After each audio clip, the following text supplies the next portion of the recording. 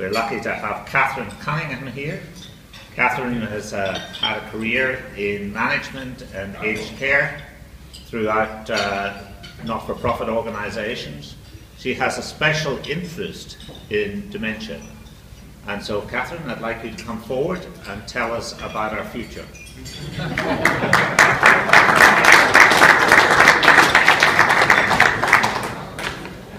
Thank you. I'm delighted to be able to speak with you this afternoon, and I would like to thank Frank for the opportunity to talk about the work we are pioneering in regards to creating dementia-friendly communities. The concept of dementia-friendly communities is a simple one. It is about developing ways to promote social inclusion as well as awareness about dementia. It's where a society consciously acts to ensure that people with dementia are embraced into their community and their needs are addressed across the physical and social environment. The idea is gaining international momentum with innovative work occurring in the United Kingdom and Belgium. I'm pleased that we now have the opportunity to implement the concept here in Australia. There are more than 320,000 Australians with dementia, and whilst dementia is not a natural part of ageing, it affects 24,000 people under the age of 65. Age is the biggest risk, though, for people with getting dementia, and about 30% of those are over 80 years of age have dementia. The rapid ageing of the population means that the number of people with dementia in Australia will definitely increase. By 2050, there will be nearly 900,000 Australians with dementia. We are talking about an epidemic. There are already 1.2 million people involved in caring for a person with dementia.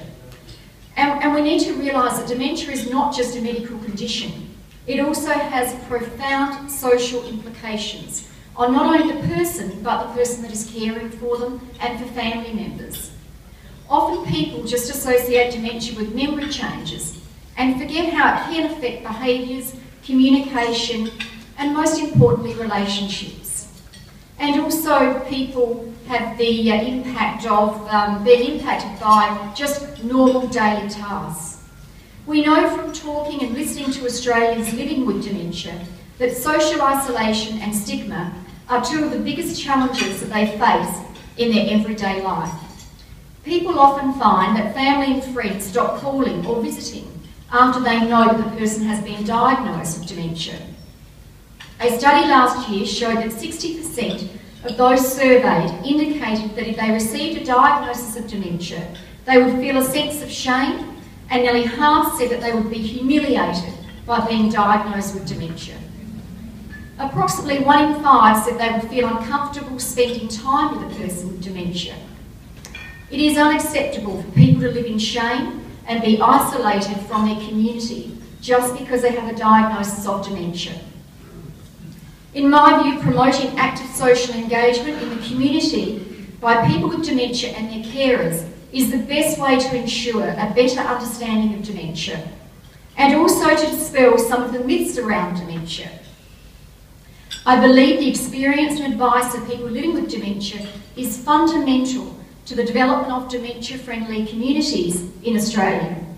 We have recently established a dementia advisory group, and one of their tasks will be to support this work to make sure we get it right, not only in South Australia but on a national basis as well.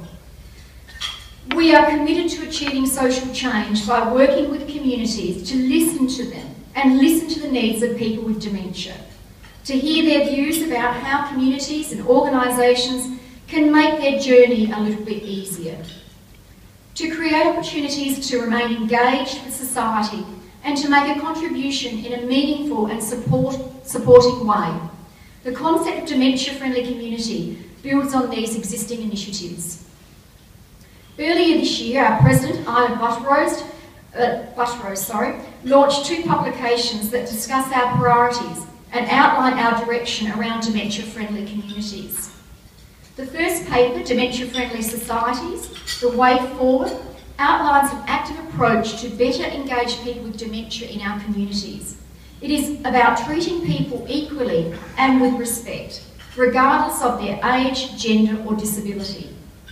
walking groups, fires, school programs and visits to art galleries, workplace engagement programs, community staff training, the use of assistive technology and improved streetscapes are all building blocks to achieving a dementia-friendly community. An example of the importance of this approach is with regard to transport. One of the first consequences for a person with dementia when they receive a diagnosis, they usually lose their licence. So if you just imagine for a minute, if you are driving currently now, imagine if you were to get a diagnosis of dementia and the first thing that was taken from you was your licence, your inability to have your independence. I don't think we realise what a difference that makes in our lives until something happens to us like that. And that's only the first thing that happens where you lose your independence. Usually the next thing is, because people usually tend to take money out of their, if it's a lady, a purse, or a male, it's their wallet, they then get that, their money taken out of that, and they may sometimes be able to keep their purse or their wallet. Again, imagine how you would feel if you started to lose those little things in life that I think sometimes we don't appreciate. Not only can this be humiliating for a lifelong driver, but it does create dependence on other forms of transport. How many people can currently could say that they love and enjoy catching a bus or any public transport? I don't think many. Some do, but not many that I've heard. So imagine having dementia and trying to organise a bus to get to different places, and maybe you may have to get 3 buses. You know, it really does make a difference for people with dementia.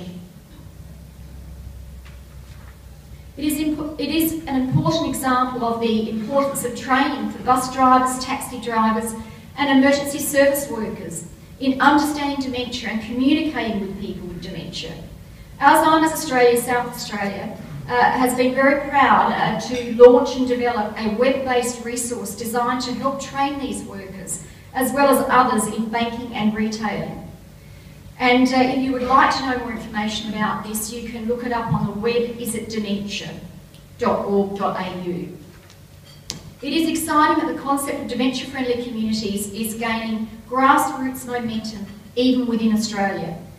For example, there was just recently an announcement in Port Macquarie where members of the local community have identified the pressing need to be more dementia-friendly and are developing a plan in consultation, which is so important to ensure that they receive consultation from the people that need assistance, people with dementia and their carers. We will link in and support these local initiatives as they evolve. And Alzheimer's Australia SA, and myself and John Stewart, my head of engagement and relations in the South Australian organisation, we're both working at the moment currently with people that would like to set up a dementia care farm. And so we are looking at different initiatives that we can also do in South Australia. The second report, Cognitive Impairment Symbol, this is quite interesting, I think, for people to be aware of this, because it also assists in creating dementia-friendly communities. So this is based on an idea that was first raised by consumers at the Alzheimer's Australia 2005 National Consumer Summit. It refers to the idea of a cognitive impairment symbol. So this is what people with dementia want. It's not what Alzheimer's Australia say you should have. And every time we look at the needs of people with dementia, we never make decisions based on what we want as an organisation, but on what people want. And I think that is really important. The symbol will serve to identify organisations such as banks and Centrelink that have made a commitment to train and educate staff about dementia, and on the best way to communicate with individuals who have any cognitive impairment. In the coming months, working closely with the community and people with dementia, we will be developing guiding principles for dementia-friendly organisations. We will work closely with national organisations to assist them in becoming more dementia-friendly, and we will be guided by the knowledge and experience of people with dementia. The next step is to make the lives of people living with dementia just that bit easier, and the opportunities and the challenges are ours to embrace. And it might be something for the Rotary Club to think about when you're looking at your members as well, and also encouraging new members into your organisation. So I hope that I've explained enough a little bit about dementia-friendly communities, and if you have any questions, Frank, is that yes. you want me to? Yeah. Thank you very much.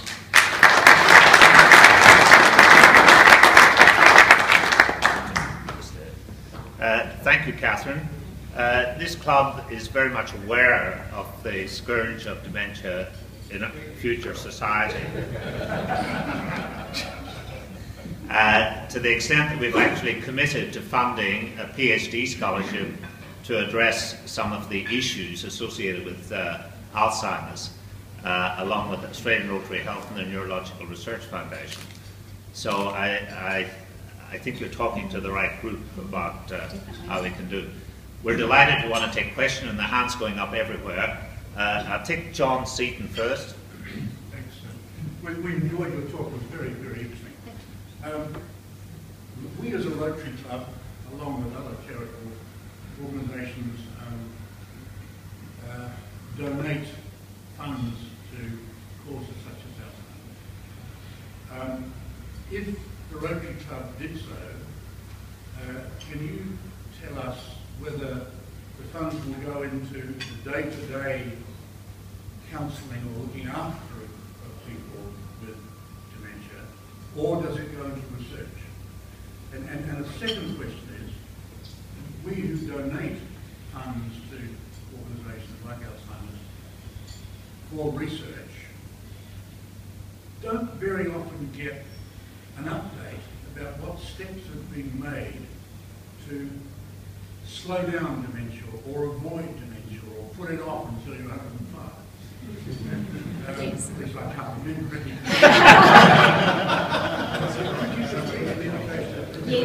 Yes, certainly. If you're donating to Alzheimer's Australia SA, your money does not go into research unless you say to us that you want it to go to research. So it goes on to hands-on delivery of services.